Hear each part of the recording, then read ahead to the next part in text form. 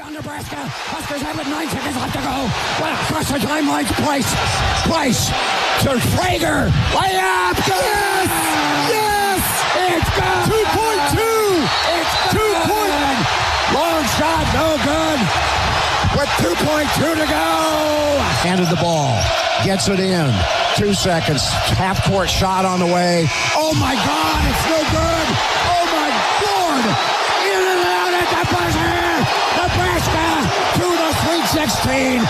It is a miracle finish for Nebraska. And it was destined to happen. It was destined to happen. Nebraska's going to the Sweet 16. A half-court miss by Tanner, and it was halfway, 3/4 of the way down. It popped out, and I have never broadcast a game like this in my lifetime, and I've done this since 1974. Welcome to M&M Sports Podcast number 78. Tonight, we're going to talk a little Royals and a little Husker baseball and softball, Brian. Yeah, Eric, I think let's start off with the softball team right now. We got postseason starting this weekend. Brackets were released over last weekend. I think Nebraska was a little disappointed. They got the number 4 overall seed going into the NCAA tournament, which by any other standard is great.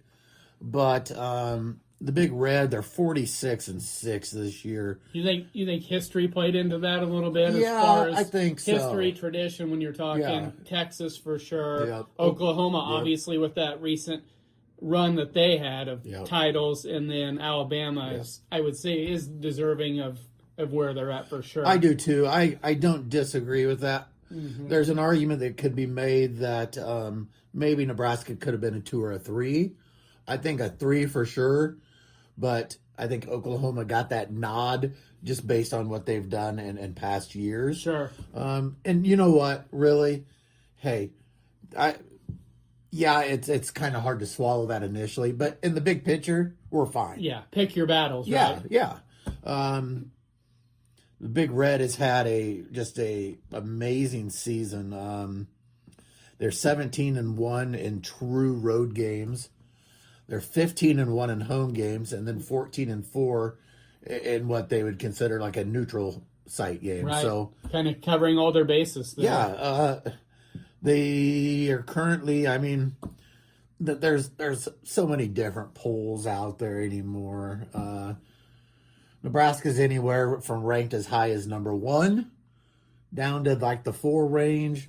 So this 4 seed is pretty accurate. They're riding the longest winning streak in the nation right now, though. They have won 21 straight, which is extremely impressive. They were 23-1 in Big Ten play this season. That is that's next level, just phenomenal is Right? what that is. Yeah. So they open the NCAA tournament on Friday. They will host South Dakota at 5:30 p.m. Right before that game, it will be Louisville versus Grand Canyon. Little history on the South Dakota Coyotes, Eric. They're 34-1, but they came out of nowhere to win the championship of the Summit League. Never underestimate any of the Dakota teams, Right? Whether it be North, South, North Dakota State, or South Dakota State. They're kind of plucky. They have such Yeah. a willpower, Yep. a desire, so to speak. This is their first appearance in the NCAA tournament, so this is going to be big for them. They're hot. They've won 10 of 16. Not quite the 21 in a row that Nebraska won, but we know on a ball diamond anything can happen. Mm-hmm. Friday will mark Nebraska's 28th trip to the NCAA tournament. They've got a pretty storied history. They've never achieved that ultimate goal, but they've made that NCAA tournament 24 times under head coach Rhonda Revel. She ranks pretty high up there. She's 5th all time in active coaches and wins. Nebraska will be hosting this regional. With a win, they would also host the Super Regional, which is, as we all know, is a huge advantage when you get to play in front of your home crowd. Yes. And we know Husker fans, we know that they will flock. They'll come out in droves. Right. Just a few things here on the season, Eric. We won't get too deep here, but Jordy Fram, she's a stud. Big Ten Pitcher of the Year. She was named the most outstanding player of the Big Ten tournament this year. All she does is bat .426 at the plate, 19 homers, 50 runs batted in. And then she checks every list. Yeah, she does. Every category. And then in the circle, she's 18-4 with a 1.24 ERA. Pretty solid. Pretty solid. We do have a freshman pitcher, though, who actually has a better record. Alexis Jensen is 22-2 on the season with a 2.58 earned run average. She hits the ball well. She's hitting at a .333 clip. Six long balls, 17 driven in. We have a couple other players who are both batting that 318, 315 range. Ava Kuzak, she's got 14 dingers, 49 batted in. And Hannah Kaur, she's a transfer from the Oklahoma Sooners. So she comes from a winning culture for sure. She won 3 national titles there. There so, you go. Yes, she knows how to win. She's batting .318 on the season, 28 driven in. So I don't expect Nebraska to have too much trouble in Lincoln this weekend. Bullen Stadium will be packed and then some with red-clad fans. And I fully expect a super regional to be announced because this is a team that is very capable of being in that World Series at the end. And like you said, they're just on one right now. They are. They're on one. Yeah. They're feeling as good as any team in the country right now about their chances of bringing that trophy home. What more can you ask for? We've had so much success outside of the football field this year at Nebraska. We really have. That's fair. And as Husker fans, we are just thankful for whatever the sport may be. If we're being successful, we're happy. We just, at this point, we want one sport, to carry over to the next, and so on and so forth. One kind of feeds off the other. And that's a great way of putting it. It does. It feeds off of it. The fans, like I said, we've mentioned multiple times, we have the greatest fans in the world, and that will show this weekend in Lincoln. Eric, let's stay on the diamond here. Let's talk a little Husker baseball. Just came off of that big sweep over the Iowa Hawkeyes. Which we just talked, you really needed that because you went to Ohio State and you got swept. Yep. So to respond in that way was exactly what you were looking for if you're still hoping to host a regional. Yeah, that was a disappointing sweep at Ohio State. It happens, come on. right? We knew there was going to be a little regression at some point. Sure. But the hope would be that when you take that step back, that you just lose a series and you don't get swept. Yes. Yep. Yeah. That's what the hope would be, but it doesn't work like that sometimes. Ohio State played very good that weekend. Yeah. Obviously, Nebraska did not, and then they come back and they respond with a much-needed sweep over Iowa. If you're gonna get a sweeping the Hawkeyes is a good team to sweep, right? Exactly. I think, everybody would agree on that for sure. With that sweep over the weekend, Nebraska wraps up their season at home, at least in the regular season. They're 23-1 at Haymarket this year. 15-0 in Big Ten play. Overall, we're still in the top 25. We're coming in at 24 this week. 37-14 overall. And we play the Creighton Blue Jays tonight. Looking for the season sweep Yes. of Creighton. Yes, 2-0 entering tonight's game. Little fun fact here. Going back to 2024, Nebraska has won 11 straight games at Charles Schwab Field. Had 2 great Big Ten tournament runs there, and we've dominated the Blue Jays there the last couple years. So a win tonight would be a great way to head into the final regular season games this weekend at Minnesota. Sure. But we got to get by the Blue Jays tonight. Yeah, one step at a time. We've talked about this in the past.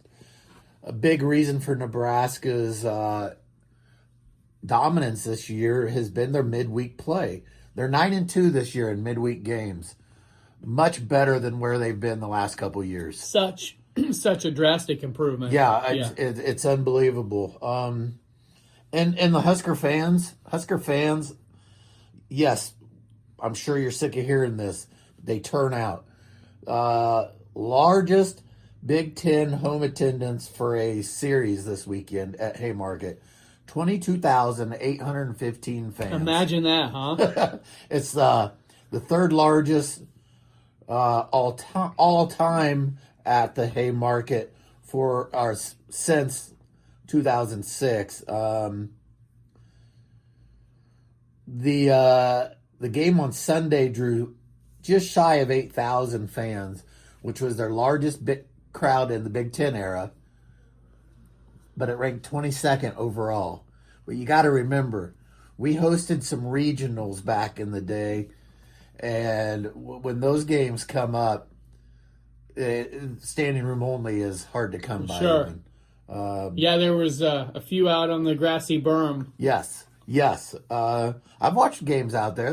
It's not a bad seat. It was a great day. Why wouldn't you? Bask in the sun a little bit. Yeah, just enjoy it. Yep. If you have a blanket, throw a blanket down, but you don't even need it. Biggest turnaround this year for the Huskers, Eric. They're scoring more runs. They're averaging 7.5 runs per game, which is just the second time since 2013 that they've averaged over 7. So, a combination of scoring runs, their pitching's been solid. They're doing all the things right now. That's a lethal combination. Yep. Is what that is. But if they want to host this regional, which is within grasp, they need to take care of business. Starts tonight with Creighton. We've already mentioned they're at Minnesota for a 3-game set this weekend.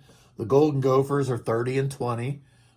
Solid team, but not unbeatable. Sure. And Creighton's coming ready tonight. Oh, sure. Neither of these teams ever want to get swept in a season series with that rivalry as it is. Absolutely. Great rivalry to have. Mm-hmm. Two great ball clubs really over the years. Big Ten play. The tourney will be in Omaha again this year from March 19th through the 24th. For anybody local in the state of Nebraska, that is over state track weekend. So if you're in Omaha for the state track meet, maybe you want to jet downtown and try to catch a Husker game. There'll be some seats available. Go down and watch you some baseball and see what happens. The Big Red, they've won 2 straight conference championships there in Omaha. Let's make it a 3-peat. Sure. Playing with house money this year. Yeah. There's no pressure to get into the field. That's my point. That's a great way to put it because we're in right now. Mm-hmm. I don't think there's any question about that. However, if we are capable of going and making a deep run in that tournament or possibly winning it, I think then we're probably guaranteed a regional host, which again, it's a pretty big advantage to host that. This year, especially based on how many losses at home, one. Exactly. All of one loss at home. Yep. So yes. So let's ride that wave of momentum. Let's stay in Lincoln as long as we can. And and get to Omaha because, again, like I said, we've won 11 straight there. So wouldn't that be a streak to continue down the road here in a few weeks? You bet. All right, as far as the Royals go, Brian, where I want to start is the standings in the American League. Sure. Very unique this year because it's no longer early. No. We're, just about a fourth of the way through the season, right around that 40-game mark. And right now what we're looking at is all of 4 teams in the American League with the winning record. We're deep enough into the season, we should start seeing that separation. And, yeah, we're not seeing that yet. And I'm going to throw another one out here. So we've established Tampa Bay, New York, the Yankees, Cleveland, and the Athletics are the 4 teams with winning records. And now let's jump over to the National League Central. You have the Cubs at 27-14, the Brewers at 22-16, the Cardinals at 23-17, Pittsburgh and the Cincinnati Reds are at 22-19. You have 5 teams in that division with the winning record in the American League as a whole. At this point, That's has remarkable. 4 teams. Isn't that crazy? That's remarkable. I mean, that's the great thing about baseball. You can find something, fun and different every year, and that's where we're at right now. And I think the crazy thing right now is all of that talk of the American League struggling, the National League kind of excelling at this point of the season. The Dodgers, Eric. The Dodgers are struggling right now. They're only 7 games over and not in first place, huh? They're 4-6 in their last 10 games. Padres are up for the fight this year. They're in it. They're in the fight. Which is fun. Yeah. I mean, we don't want to see a runaway. And the Padres are no small market team. No, yeah. Don't. They should be able to compete to an extent. Yeah. They've spent plenty of money over the years for sure. But no, I just found that interesting that usually by this point of the season, at least over the last few years, the Dodgers are already pulling away. Mm-hmm. But this year it's a little different, so keep an eye on that. Right. But no, the best thing to say right now is we know there's a lot of games left, but, in theory, it's not super early. We're at right around that 40-game mark. So time to start, at least paying attention to how things go. See if this trend continues, at the end of the year. Are there going to be, 4 teams with winning records in the American League? I highly doubt it. Will the NL Central have all 5 teams with winning records? Probably not, but fun to talk about right now. It is. Yep. It is. And as far as the Royals go, the best way I can put this season to this point is it's been a mixed bag. Yep. Streaky. Some major injuries already. You have Ryan Berger, who they were really expecting big things out of this year. He's out for the year. Guy they brought over from the Padres last year had a really nice run as a starter last year for the Royals after he came over. And then you've got Cole Reagan's dealing with an elbow issue right now, yet to be determined on the severity of that injury. It's a wait and see thing. Fingers are definitely crossed on that one. Estevez, our closer, had a setback in Omaha. That doesn't look good. That's a shoulder issue. Whenever you get into that area as far as injury concern, that's a red flag. I think you've just about reached the point of shutting him down for the season, would be my guess. So I mean, those are all huge right there. But all that said, we've won 7 of our last 10 games. Which is exactly why I say it's been a mixed bag. Yes, you got Vinny and Sal, who are both hitting under 200 still. Yeah. You have. We're going to get into this at a later podcast, but the base running is still struggling. I don't want to get into that right now because I want to break that down, more as we go on here. But it's been a struggle so far. It has been a struggle. Stolen base percentage is, I think bottom 3 in baseball, and just some base running gaffes, some mental miscues. You just got to get smarter when it comes to those little things. Boneheaded plays that you don't expect to be made at that level. That's the best way I can. But right now, I want to try and stay on the positive. Yep. I believe they've won 7 of the last 10. Yeah. Against pretty damn good teams. Against the Mariners, they swept them in Seattle in front of huge crowds. Yeah. Randy Johnson got inducted, I believe, on that Saturday night. I think they had over 40,000 for each of those 3 games, and KC went in there and swept them. I mean, that is that's beyond impressive. Yeah. That's stepping up stepping up in front of big crowds, raucous atmosphere there. So they passed the test and then some there, and then they come home against Cleveland and Detroit. And honestly, what I had in my head, what I was hoping for was 4-3. Okay. And that's what they managed to do. Like I said, with injuries and guys, not clicking on all cylinders yet. So I was pretty pleased with that 4-3 where they got the split against Cleveland, and they really needed to win that series against Detroit because they got swept at Detroit.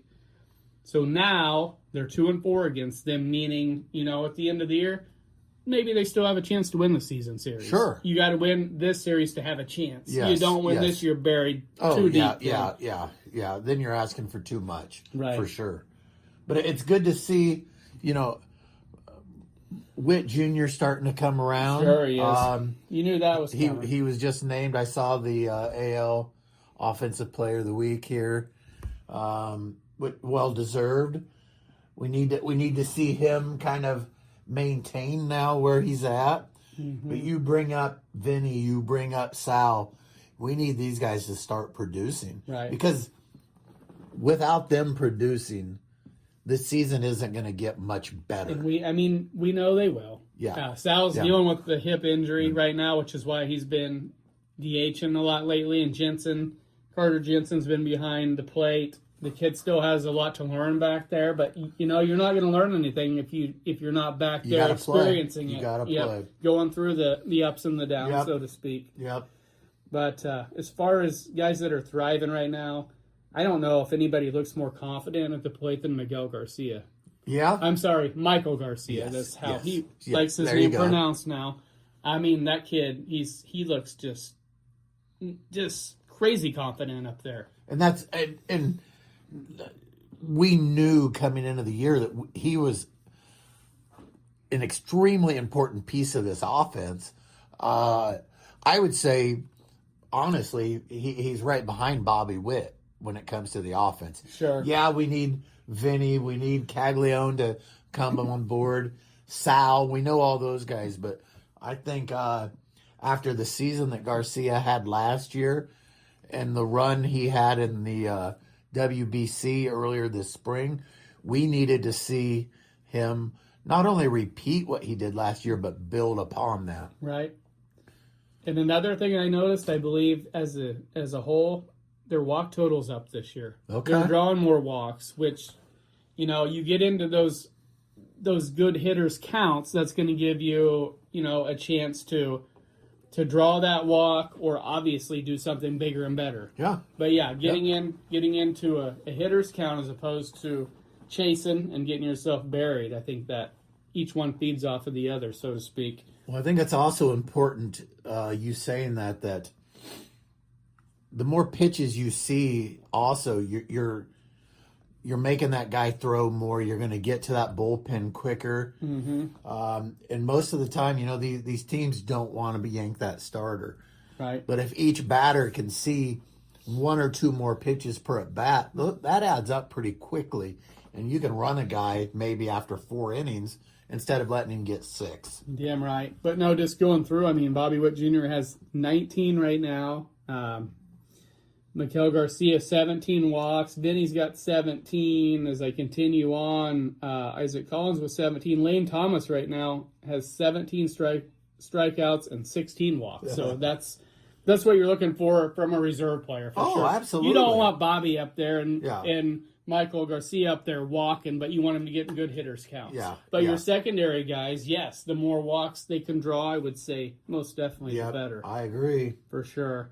As far as pitching goes, the starting pitching, despite some injuries, is still kind of doing the heavy lifting for him this year.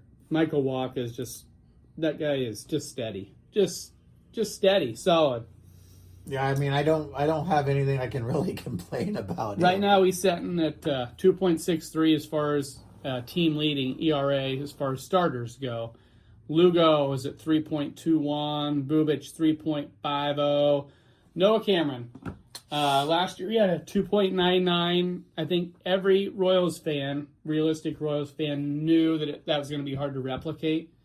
But what you don't want is one that is currently at 5.55. Yeah, I think we all knew that was not attainable to continue, but somewhere in that 4 range even. I know he gave up a lot of. He's not a strikeout pitcher. No, he really worked those corners last year. Yes, and with the way things are right now, where the strike zone strikes balls are getting reviewed, which I like that. Dude, I was going to just ask you I that. like that, Yeah, but I think it really works against a pitcher that relies on getting those calls. Those marginal. Yep, those fringe calls. Yep.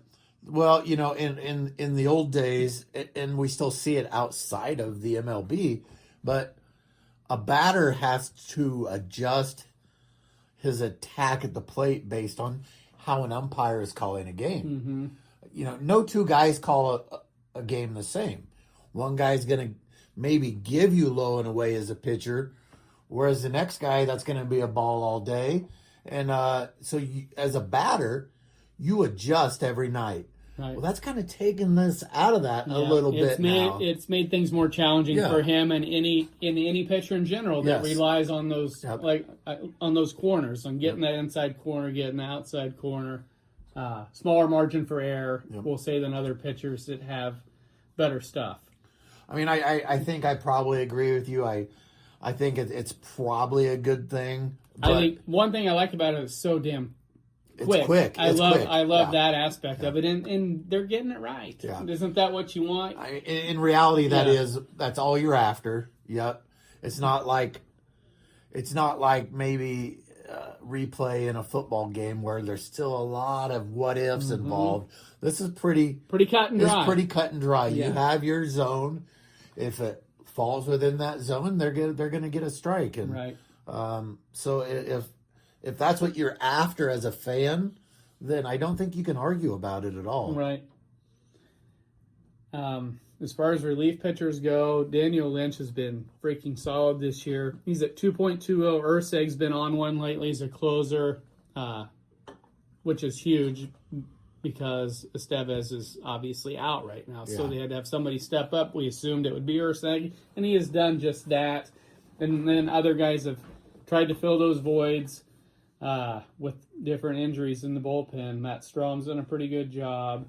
Avila's back up. That kid's got good stuff. He just has to learn to control it a little better. And Steven Cruz has fantastic stuff as well. He's back up. Those are guys that they really need to rely on. Yeah.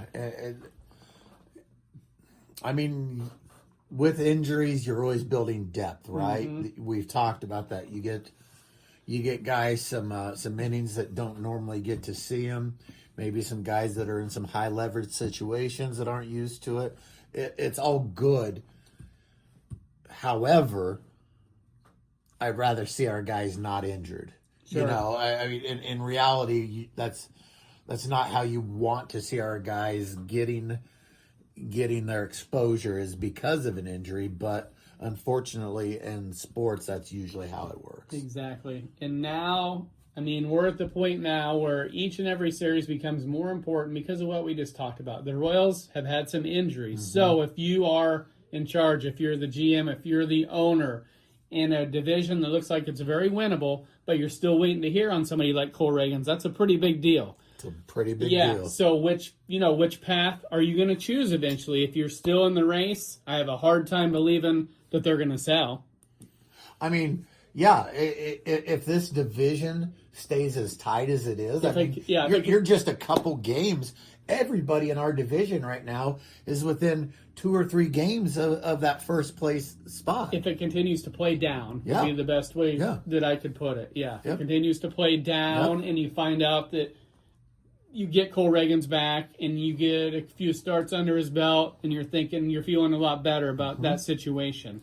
You'd be more apt to go out and maybe acquire some help, whether it be bullpen help, outfield help, what have you. Whatever we're needing at that point in the season, for sure. But, I don't think you're necessarily probably wanting to sell at that point. Right.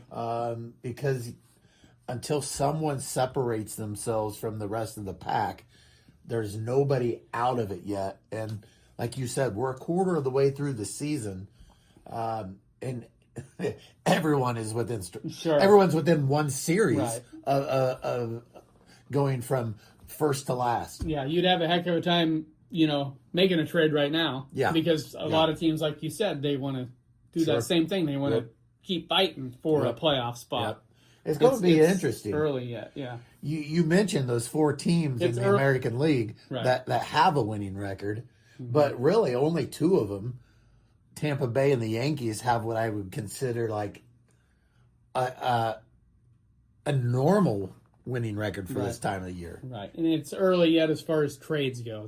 That's what I was saying there. Yeah. You don't hear of a lot of trades happening in mid-May. No, and a lot of these guys, these injuries, you don't know the severity of them yet. You got to let that play out a little bit before you pull the trigger, because as much as we want to win as fans, it also comes down to the bottom line for owners on how much money they want to spend. And if you can get a guy back for a late run, back from an injury, you're going to go that route rather than looking to trade or buy. Sure.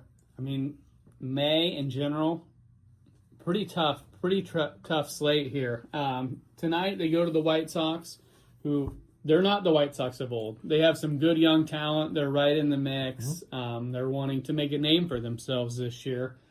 And then it just gets tougher after that. After going to the White Sox for 3 games, Tuesday, Wednesday, Thursday, they head to St. Louis, who's right in the mix in the Central, playing over their heads right now based on, their prognostications before the season, for sure. And then they host the Red Sox, who are slowly coming out of their early season slumber they were in. Always a lot of talent there with Boston. Yeah, the fans in Boston were ready to burn Fenway down a couple weeks ago. Yes, and then Seattle comes in, and they'll be looking for revenge after getting swept. Yeah, absolutely. They have a lot of talent. There's no reason they shouldn't have a good season. And then the Yankees come to town, and then they go to Texas to close out the month. I mean, that's a tough month. That's a pretty challenging. It is. Slate there from mid-May to the end of May. So if you can just hold your own. Right? Yeah. Yep. You're looking at only the White Sox as far as division games, as far as ones we just rattled off. So let's win that series. Let's win 2 out of 3 there, and then hold your own from there on out. I think everybody would take that. I'm not going to complain about that a bit. I would be happy with it for sure. But yeah, just a lot yet to be determined as far as injuries for sure. And guys just looking to find their footing and a little more consistency. But that goes on with every team. The next 4 weeks is going to show us a lot. Mm-hmm. This schedule that you just spit out, if we're able to hold our own during that stretch and come out of that in a good position, we're going to be okay. Now, if the injuries continue to add up, we're not getting guys back, and we're starting to lose a little more than what we need to be doing, then we could be in trouble by the All-Star break. Sure. I mean, you can only control what you can control. Some of that stuff is, beyond one's control. You're right. But what you can control is, I know, I sound like a broken record. I don't care. Playing a smarter brand of baseball. Yep. We talked about this last year. Yep. You have to do the little things well, eliminate the mental miscues, and you're going to have a hell of a lot better opportunity to win each and every game if you do that. Yeah, you're not going to win them all, but you set yourself up in a lot better position if you just get rid of those mistakes. I agree. Yeah, because the Royals are not good enough to get away with that. No, they're not. Yeah. They're not the Dodgers. No. They're not the Yankees. They can't have those mental gaffes. No, you're not going to survive them. So we'll see what happens. But a lot of season left. But it is every week is counting down a little closer to the postseason. I mean, we're right there in the fight with injuries and different things that have happened this year. So you just withstand that and get hot again and ride that streak as long as you can. Husker softball. Let's go out and get a regional win this weekend. Let's move on. Baseball. Let's start off tonight with a win over Creighton. Mm-hmm. I'd be happy with 2 out of 3 against Minnesota. You bet. Yeah. Win this Creighton game, 2 out of 3, get that 3-1 stretch. Put us at 40 wins going into the Big tournament, 10. Yep. into the Big Ten tournament. Yep. So let's see what happens and go from there. Perfect. Thank you guys for listening. Continue to listen. Continue to share it, and we'll be back in hopefully discussing some positives again. Enjoy the nice weather. Have a great night, and NFL schedule will be on the slate here one of these days as well. That's getting ready to be released. I meant to mention that earlier. Awesome. Yep. That'll be fun to go over and we'll see. break that down in detail when that time comes. NFL season will be here before we know it. You bet. Have a good one.